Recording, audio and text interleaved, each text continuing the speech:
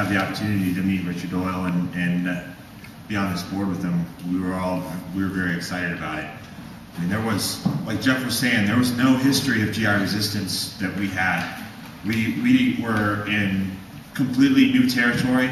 We knew the war was wrong. What we saw was wrong. What we were doing was wrong. I was a sniper in Iraq, and I was killing people on the side of the road, and there were Iraqi people who just didn't want me in their country. And, that compelled me to do something about it. And it was very difficult because at the time, me, Jeff, and our buddy Joe, who were all involved in the blog, were actually not in the same base. I hardly saw these men. In fact, I didn't see Joe Hatcher one time the entire year I was in Iraq. And Jeff, I saw him maybe once a month, once every 2 months. And when we talked, we'd have to close the door and kind of hush our voices. And we knew we wanted to do something, but we didn't know what. It was just like, we got to organize against this. We've got to do something about it. And that's kind of where the blog came about. But the blog got bigger and our writings got bigger. And thank God Thomas Barton found us and Bring Them Home Now, Stan Goff, and Dennis O'Neill and a lot of those guys discovered us. And this was before there was even an IVAW. Iraq Veterans Against the War didn't exist yet. Sir No Sir wasn't made yet. Soldiers in Revolt wasn't written yet. We didn't know what we were doing. And we got this book, we got Flower of the Dragon, and it was amazing. Just to see that GI resistance is a piece of our American history that has been silenced and covered up.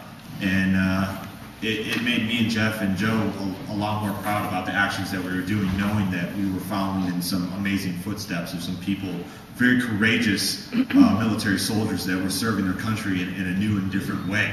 And we felt that we went along. I was actually caught for my blogging 2 months before I left Iraq.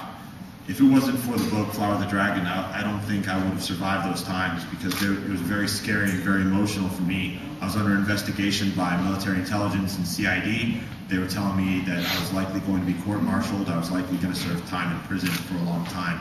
And I stuck to my guns because I knew that there was this history of GI resistance in our military's past that gave me the courage to continue on. And I eventually still got an honorable discharge because there were loopholes and there were not rules yet about military blogging. They had to recreate after what me, Jeff, and Joe had done. So it was just an amazing time. And Richard Boyle's done work not only in Vietnam since then. He's been in South America and he's witnessed tragedies and genocides and a lot of the awfulness that occurs in the world, and a lot of it that is unfortunately America's fault. And it's hard as a journalist to get into these situations. We saw journalists in Iraq that if they didn't play by the rules, there was definitely retribution on those journalists, and it's a hard environment to work in. I don't know how Vietnam was particularly other than reading this book, but it takes a lot of courage. You've got to make compromises sometimes to be able to get a story out or to even get out yourself. But ultimately, there's not a lot of journalists that are following in those footsteps. And I just thank God for Richard Boyles out there who have the courage to report on the real stories. And I hope you guys have some great questions.